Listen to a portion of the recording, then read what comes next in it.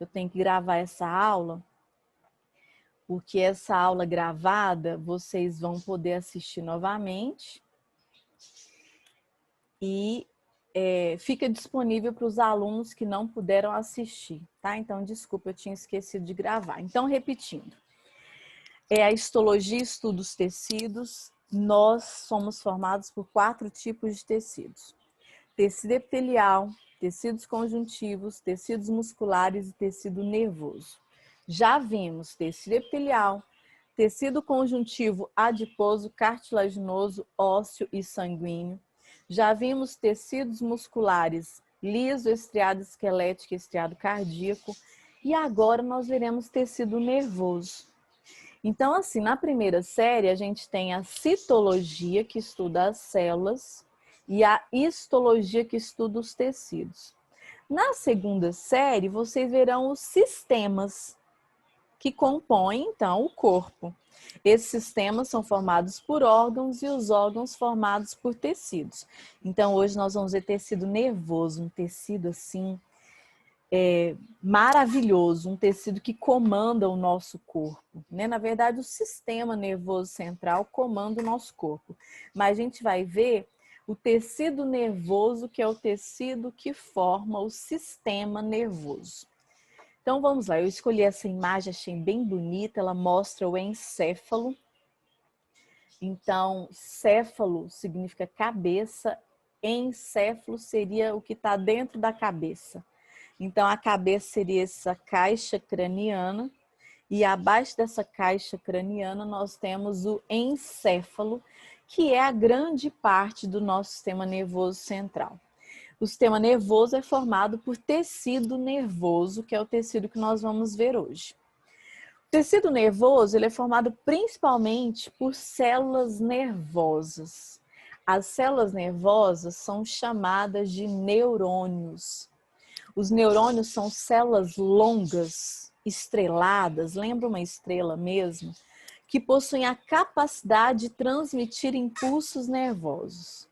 São exemplos de estruturas que possuem neurônios, células nervosas. Os nervos que estão ao longo do nosso corpo, o cérebro, que está protegido pela caixa craniana, e a medula espinhal, que está protegida pela coluna vertebral. Então, nós temos neurônios, células nervosas nos nervos, no cérebro, na medula espinhal. O tecido nervoso é um tecido de comunicação, capaz de receber, interpretar e responder aos estímulos externos. Então, você está o tempo todo tendo estímulos externos. Você tem os seus órgãos do sentido e esses órgãos, eles levam as informações para você. Então, você tem a sua pele que te traz o tato, você tem visão, audição, paladar, olfato. Tudo isso, quem interpreta as informações que estão ao seu redor é o tecido nervoso, que faz parte do seu sistema nervoso. As células do tecido nervoso são altamente especializadas no processo de informações. E até por isso, gente, por elas serem altamente especializadas, elas são células que não se dividem mais, elas não são regeneradas, elas não são recuperadas, elas não realizam divisão celular, elas não realizam mitose. Então, no final da aula eu vou repetir isso novamente. Então, são células tão especializadas que elas não são capazes mais de se dividir e de substituir células perdidas que a gente pode perder por motivos diversos. A função do tecido nervoso, então, é fazer as comunicações entre os órgãos do nosso corpo e o meio externo. Então, o nosso meio externo tem um monte de estímulos, tem um monte de coisas acontecendo ao nosso redor, e quem faz essa comunicação entre o meio externo e os órgãos do nosso corpo é o tecido nervoso. Tudo acontece de forma muito rápida, milésimos de segundos. Através dos neurônios, o sistema nervoso ele recebe estímulos, decodifica essas mensagens e elabora respostas. Então, por exemplo, o frio, que é um estímulo externo, ele é recebido pelos receptores da pele. Então, há receptores na pele que identificam o frio. É transmitido essa informação por neurônios sensitivos e interpretado no sistema nervoso central para você saber o que fazer diante desse frio. Isso é o mesmo com o quente. Quando você toca uma panela quente, aquela sua reação de rapidamente tirar a mão para não continuar se queimando, isso aí quem é responsável, você tem receptores na sua pele que mandam essa informação para o seu sistema nervoso central para ele fazer você reagir. O tecido nervoso ele tem origem ectodérmica. Vamos relembrar lá que eu disse que o embrião, nós somos embriões triblásticos. Tivemos 3 folhetos embrionários ou germinativos quando éramos embriões, então. Tivemos a endoderme, folheto mais interno, a mesoderme, o folheto do meio, e a ectoderme, o folheto externo. O nosso tecido nervoso ele veio da ectoderme, do folheto mais externo. Houve lá um movimento no embrião que fez com que então nós tivéssemos o tecido nervoso formado a partir da ectoderme. O tecido nervoso ele possui pouca substância intercelular. Então, entre uma célula e outra, há pouca substância entre essas células. E ele é composto principalmente por 2 tipos. Eu falei muito do neurônio, mas não é só neurônio.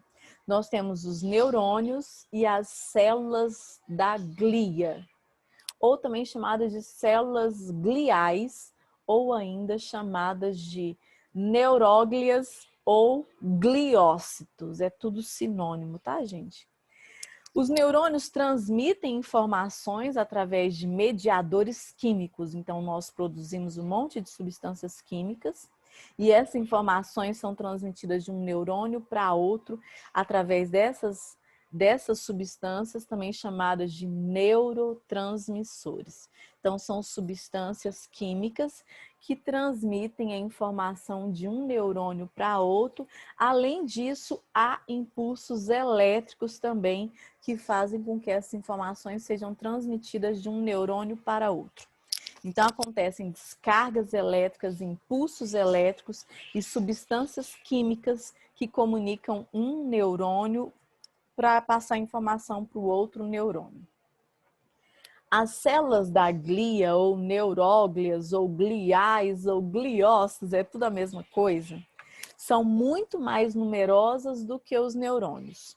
A função dessas células é nutrir o sistema nervoso, proteger o sistema nervoso e ajudar na regulação das sinapses nervosas, desses impulsos elétricos e transmissão desses impulsos. Então, tanto regula quanto transmite esses impulsos elétricos.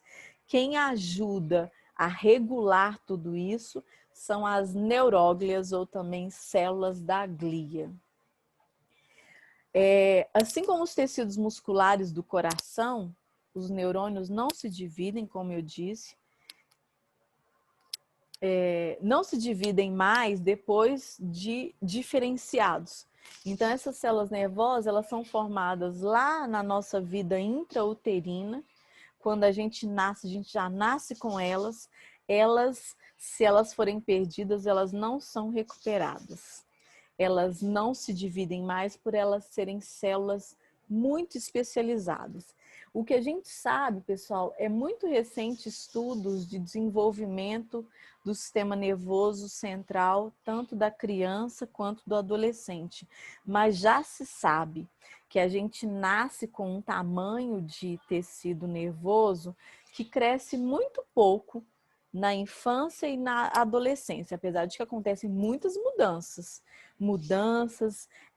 transformações. Esse tecido nervoso ele é plástico e adaptável ao longo da nossa infância e adolescência. Mas quando ele chega na fase adulta, ele já está muito diferenciado. Essas mudanças já aconteceram então na infância e na adolescência, que foi a construção desse tecido nervoso, e aí ele não se regenera mais.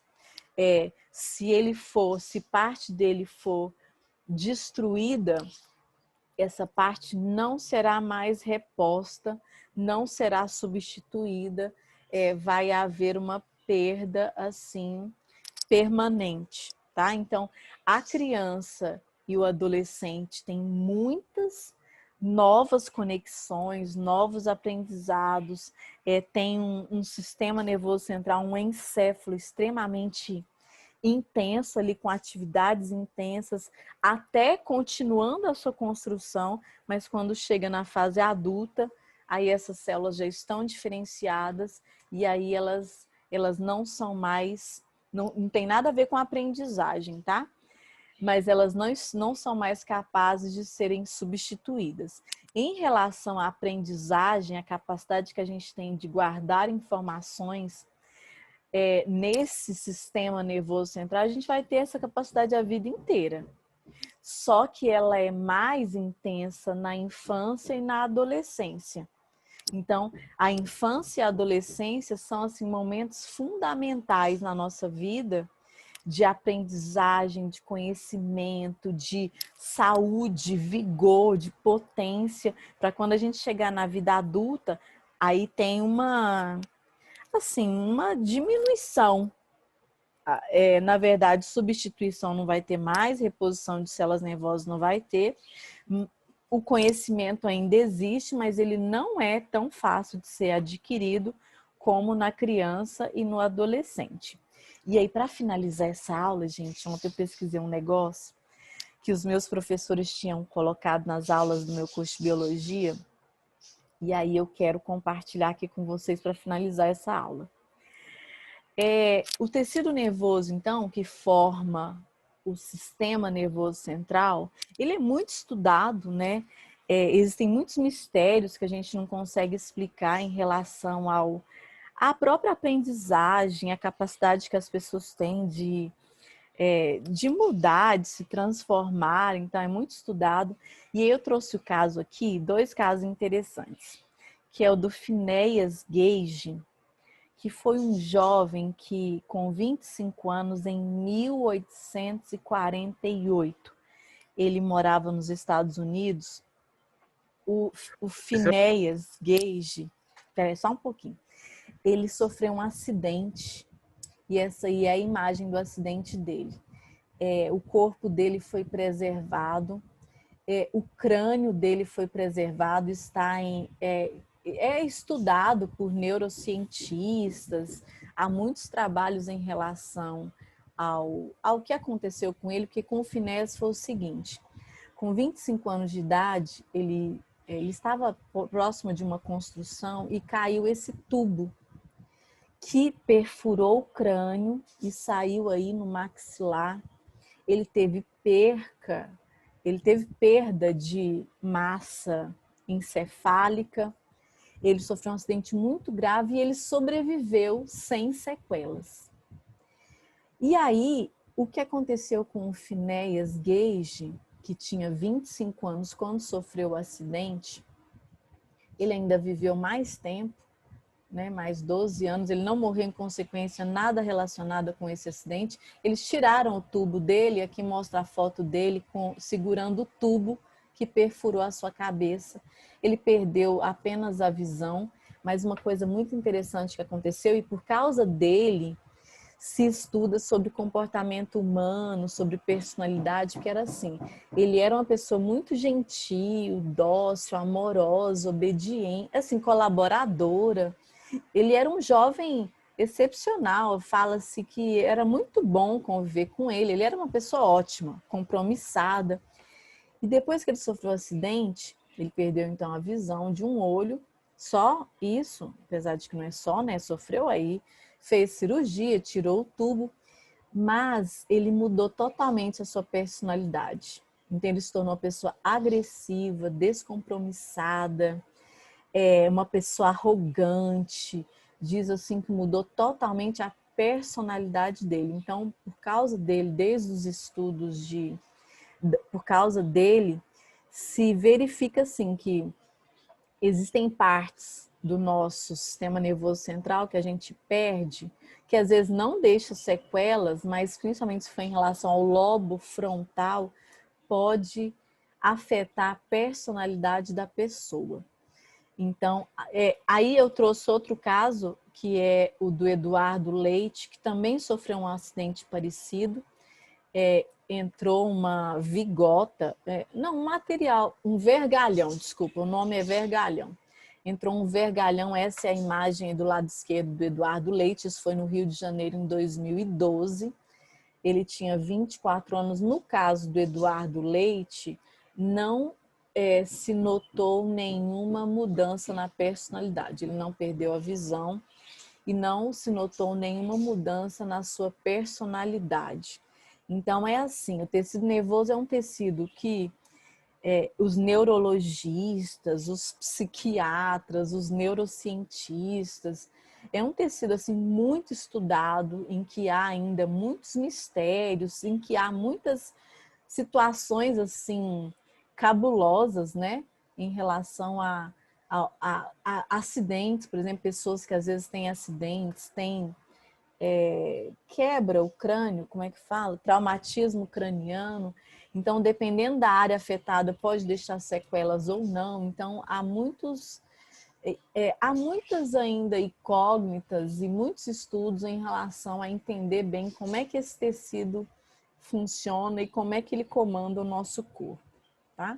Pode falar. Quem ia perguntar? O Ademir? Professora, a Sim. internet do Ademir tá caindo. O que tá caindo? A internet do Ademir. Ah, tá. Mas quem que ia perguntar? Gente, eu não cortei o cabelo não, tá? Tá só preso.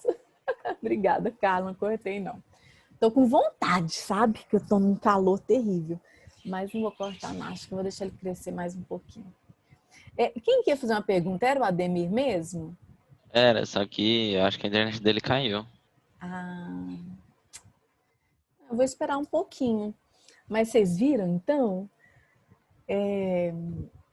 São histórias assim, o tecido nervoso. Então, é o último tecido que nós vamos estudar. Eu vou preparar aquela aula de cabelo, pele e unha.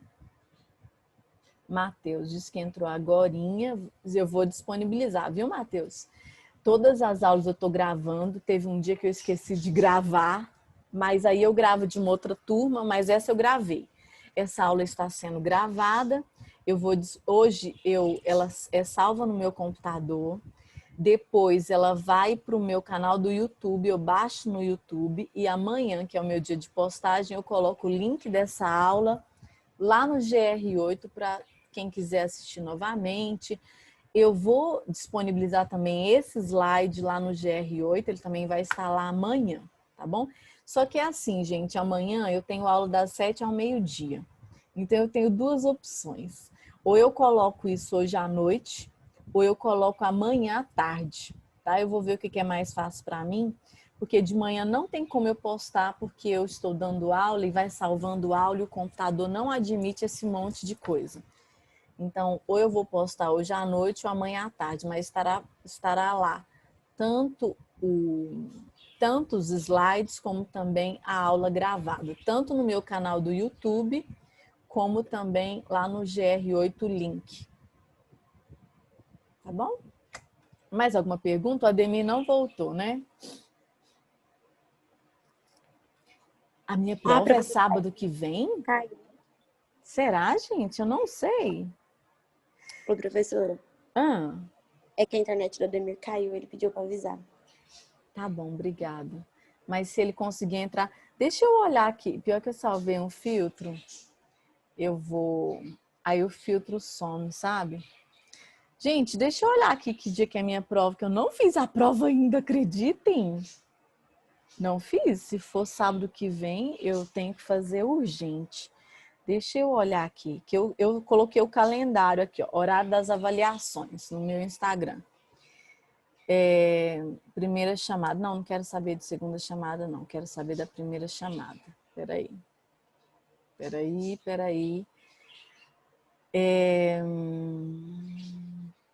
Peraí, pessoal. Biologia, dia 9/10. Dia 9/10, gente, é que dia? Sexta-feira. Sem ser sexta, amanhã, na outra sexta-feira. Então, a minha prova é sexta-feira, das 7 horas da manhã às 10 da manhã. Primeira chamada, sexta-feira, das 7 às 10. Se alguém, por algum motivo, não puder ou optar por fazer segunda chamada, aí ela será sábado, das 7 às 10, tá? Melhor fazer a primeira chamada, tá? Garanta aí de fazer essa primeira chamada para você não ficar sem nota e sem ter prejuízo também. Respondido, Matheus? Então, a prova será sexta-feira, dia 9 de outubro, das 7 às 10. O horário de provas, gente, eu fiz no meu feed de notícias lá do Prof. Janaína Bill, do meu Instagram, eu coloquei lá as avaliações, tanto M1, eu coloquei primeira chamada e segunda chamada. Depois eu vou fazer, deixa a gente ficar mais próximo, aí eu vou fazer o de M2 também, que será em novembro, para vocês se organizarem. Tá ok? Mais alguma coisa, pessoal? O Ademir não voltou, né? Professora, Sim, pode falar. o conteúdo das provas vai ser todos os tecidos? Vai. Mas eu vou falar direitinho, eu vou explicar, mas vai começar em histologia. Teve aquele início lá que eu falei um pouquinho de embriões, aí tecido epitelial, mas deixa eu elaborar a prova. Quando eu elaboro a prova, aí eu falo assim com certeza o que vai estar lá direitinho. Gente, é porque essa é a nossa última aula ao vivo, né? Que é a única maneira de vocês me perguntarem. Não vai ter aula ao vivo antes do dia da prova, mas deixa eu dizer, vou fazer uma provinha leve, tranquila. Se você tiver assistido todas as aulas, você vai dar conta de responder bem. Não fiz a prova ainda, não fiz. Vai ser, talvez eu até faça um comentário nas aulas gravadas da semana que vem, tá bom? Então, essa semana, hoje, deixa eu ver, hoje é a nossa última aula ao vivo aqui pelo Zoom. Semana que vem eu vou postar aula gravada no GR8, eu vou comentar sobre a prova nessas 2 aulas gravadas que eu vou postar lá. Vou deixar vocês bem preparados para fazer uma prova tranquila.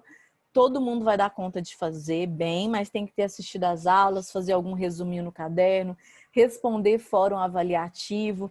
Eu estou tentando, assim, fazer com que vocês achem a biologia legal, leve, que não desistam, que se sintam motivados e orgulhosos do que estão fazendo. Então, assistir às aulas é importante.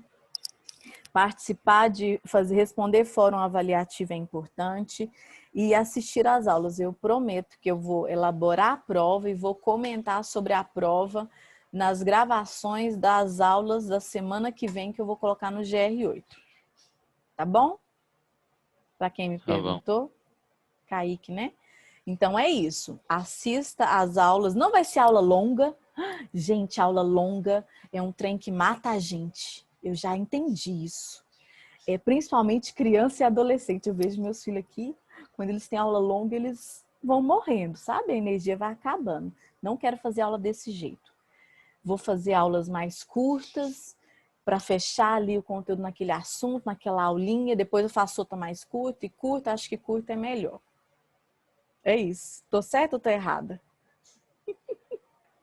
Tá certa, muito certa, muito certa. Porque igual hoje vocês tiveram 5 aulas, ainda tem mais uma. Eu tô aqui travada. Minha coluna tá péssima. Meus pés ficam inchados. Ficar sentado esse tanto de tempo, gente, não é fácil. Eu sou sensível a esse mal-estar aí que às vezes vocês sentem. Então, eu não quero que vocês fiquem nem de birra nem implicância, nem comigo, nem com a biologia que eu amo. Professora, voltei. Ah, pode falar, Ademir. Eu vou fazer aquela Deus. filmagem enquanto você vai falando aí, ô Ademir. Eu só queria saber o que eu perdi mesmo, professora. Só tava explicando lá do cara do cano. Oh, meu Deus. Pois é. Não, assim, eu fiz um comentário sobre esses acidentes que já aconteceram e que levaram cientistas, neurocientistas, psicólogos menos, é mais psiquiatra, neurocientista, deixa eu salvar aqui.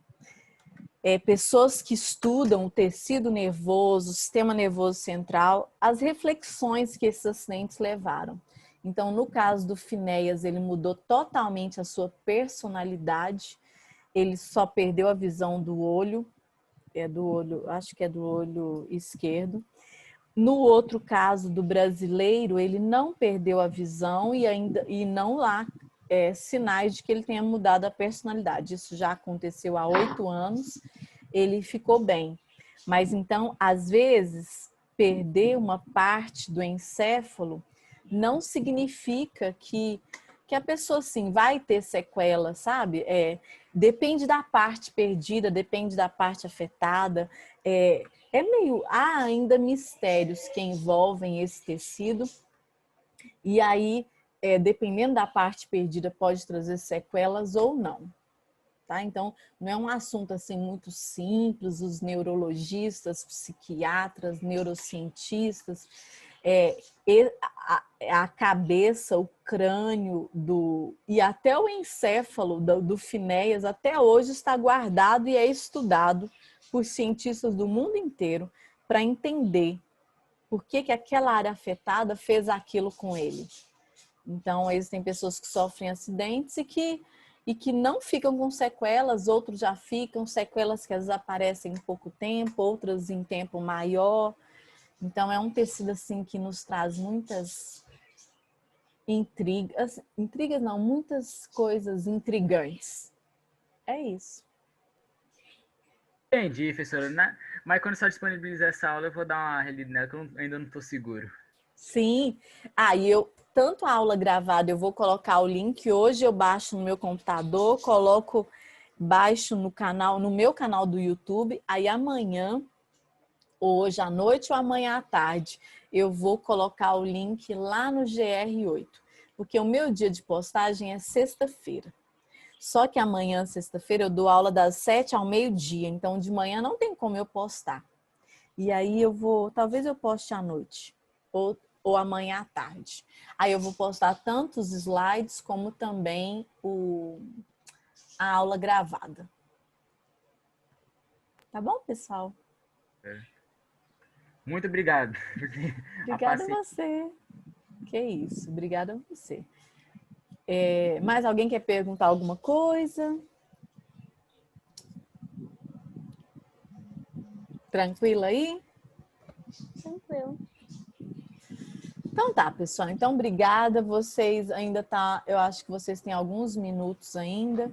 Vou encerrar essa aula e aí vocês ainda têm mais uma aula. Força e coragem, mais uma aula 11 horas da manhã. Tá bom? Tá bom. Tchau, tchau, então.